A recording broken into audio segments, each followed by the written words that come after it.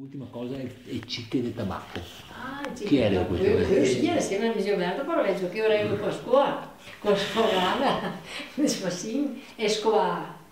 Ma quando io lì, passavo il bastonetto prima della scuola, passavo il bastonetto col ciudino con la punta, bel ciovo con una bella punta, e impilava tutte le sigarette e lo metteva su una sportea apposta, su una borsa apposta, poi veniva a casa a cartina e vendessi il tabacco. Vendeva il tabacco, lo vendeva. Lo vendeva? Sì, sì. A chi lo comprava? Perché era che lo comprava caro ora. E mi si fa i sigarette con le cartine.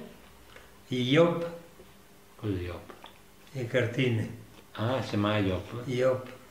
Andare a cicche di tabacco, era un modo da dire, vero? I cicche di tabacco, i tocchi, i musiconi della sigaretta ultimi.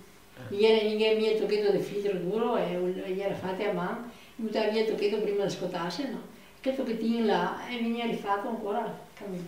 Dopo chi che fumava bene? Fumava tutto, Io, quello gli era. E lo metteva su un sacchettino, ma era di sacchettini di pesa, si vede che femmine in casa fa il sacchettino.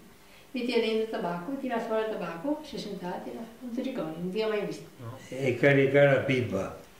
Stesso un po' Là dentro sul sacchetto, e la impegniva quello io. sul sacchetto, dentro la pipa. E col Dio ti apparai dentro, finché era piena. Che fosse ben fracato. Ma il sacchetto di tabacco rifatto? Rifatto. Porca.